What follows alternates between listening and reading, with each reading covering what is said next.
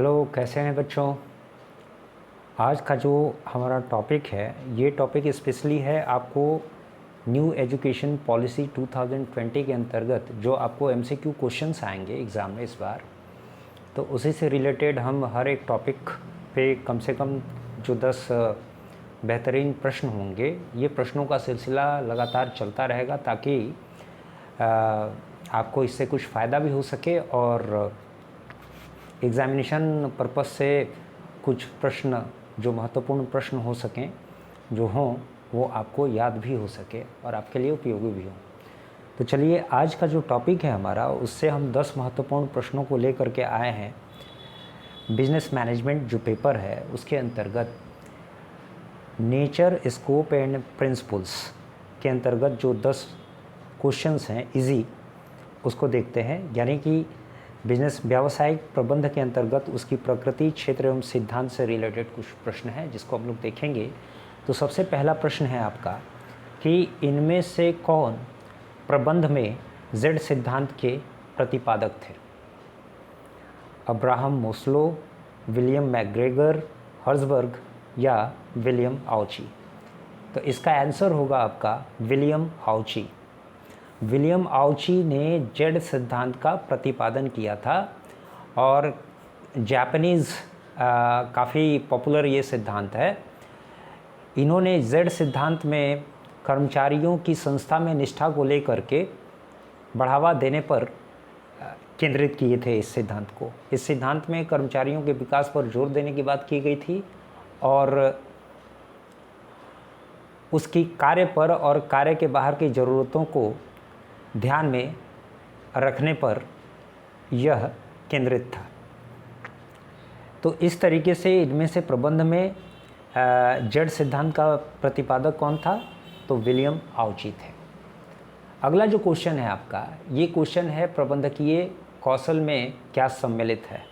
तो प्रबंधकीय कौशल में ए तकनीकी कौशल, बी नैदानिक कौशल और सी राजनीतिक कौशल और डी उपर्युक्त सभी।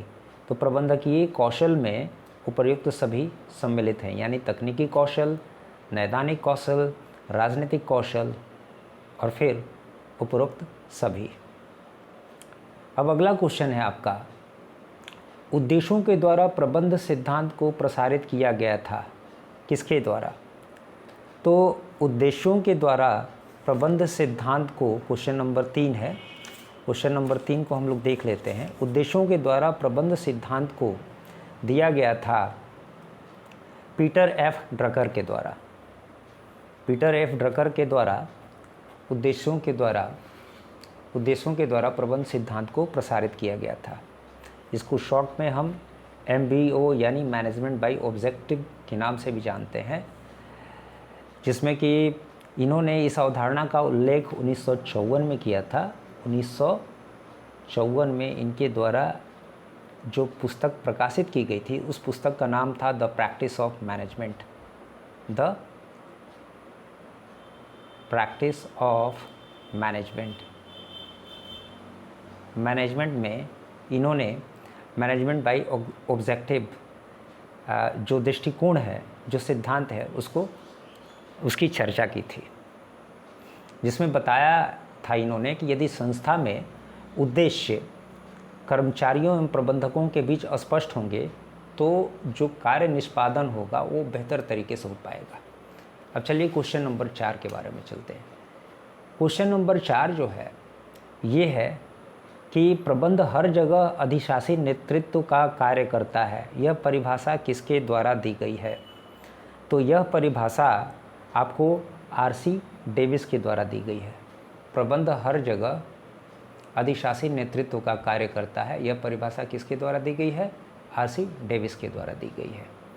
जो क्वेश्चन नंबर 5 है वो है आपका कि परिणामों को चरितार्थ करने में कौन सा दृष्टिकोण सर्वाधिक लोकप्रिय है? तो परिणामों को चरितार्थ करने में कौन सा दृष्टिकोण सर्वाधिक लोकप्रिय है? तो उद्देश्यों द्वारा प्रबंध, MBO। यही आपको परिणामों के चरितार्थ करने की दृष्टि से उद्देश्यों द्वारा प्रबंध जो है सर्वाधिक लोकप्रिय दृष्टिकोण है। क्वेश्चन नंबर 6 पे अब हम चलेंगे कि परिणाम, पहले तो क्वेश्चन नंबर 5 को एक बार फिर से रिपीट कर लेते हैं। परिणामों को चरितार्थ करने में कौन सा दृष्टिकोण सर्वाधिक लोकप्रिय है? तो मैनेजमेंट बाय ऑब्जेक्टिव यानी उद्देश्यों द्वारा प्रबंध, जिसको पीटर एफ ड्रकर ने दिया था। इसकी चर्चा हमने की थी 1954 में अपनी प्रकाशित पुस्तक द प्रैक्टिस ऑफ मैनेजमेंट में। अब चलिए क्वेश्चन नंबर 6 की बात करते हैं। क्वेश्चन नंबर 6 कह रहा है प्रबंध को पेशा माना जा सकता है क्योंकि यह एक विज्ञान है, यह एक कला है, यह उद्देश्यपरक है, यह शिक्षण प्रशिक्षण से प्राप्त होता है। ठीक है, तो वर्तमान समय में यह शिक्षण प्रशिक्षण से प्राप्त होता है और इसके लिए विशिष्ट ज्ञान की आवश्यकता होती है, इसीलिए यह एक पेशा माना जा सकता है। तो इसका जो आंसर होगा, प्रबंध को पेशा इसलिए माना जा सकता है क्योंकि यह शिक्षण प्रशिक्षण से प्राप्त होता है। इसका आंसर जो होगा आपका ये होगा डी। ठीक है, अब चलते हैं हम लोग नेक्स्ट क्वेश्चन नंबर 7 के बारे में। प्रबंध क्या है? कला है, विज्ञान है, केवल व्यवहार है या कला व विज्ञान है? प्रबंध कला व विज्ञान दोनों है। प्रबंध कला और विज्ञान दोनों है। कला इसलिए क्योंकि किसी भी कार्य को करने का बेहतर जो ढंग होता है उसको कला कहते हैं, और विज्ञान कुछ निश्चित सिद्धांतों पर आधारित होता है। ये तो इस तरीके से प्रबंध के भी कुछ निश्चित सिद्धांत होते हैं और उसको अप्लाई किया जाता है संगठन पे, इसलिए यह कला और विज्ञान दोनों है। अब देखिए क्वेश्चन नंबर 8, व्यवसाय के विभिन्न अंगों में प्रभावपूर्ण सहयोग स्थापित करने की विशिष्ट प्रक्रिया जो होती है उसका नाम क्या है?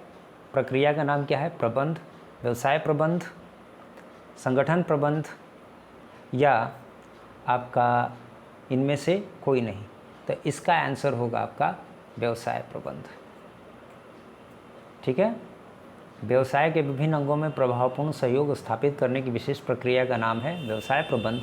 और व्यवसाय प्रबंध के बारे में एक मुख्य बात है कि व्यवसाय के विभिन्न अंगों के मध्य प्रभावपूर्ण सहयोग स्थापित करने की विशिष्ट प्रक्रिया का नाम ही व्यवसाय प्रबंध है, जबकि औपचारिक संगठन समूहों में लोगों से और उनके साथ मिलकर काम करवाने की कला जो है ये सिर्फ प्रबंध के नाम से जानी जाती है।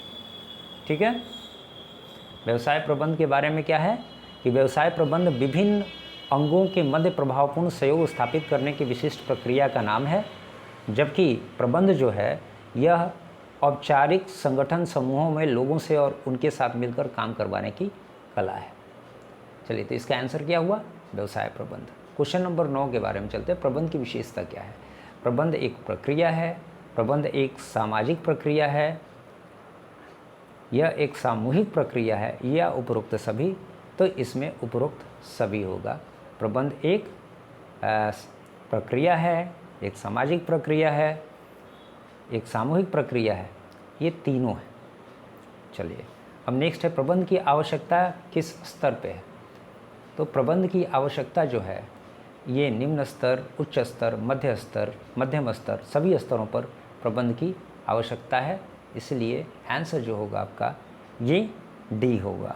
प्रबंध की आवश्यकता प्रत्येक स्तरों पर है क्योंकि ये सार्वभौमिक होता है और संस्था के निर्धारित उद्देश्यों को प्राप्त करने के लिए अन्य व्यक्तियों को निर्देशित और नियंत्रित करने से यह संबंधित होता है। तो इसीलिए यह तीनों स्तरों पर काम करता है, निम्न स्तर, उच्च स्तर और मध्य स्तर। चलिए, धन्यवाद। चैनल को सब्सक्राइब करें और इसे आगे की ओर बढ़ाएं।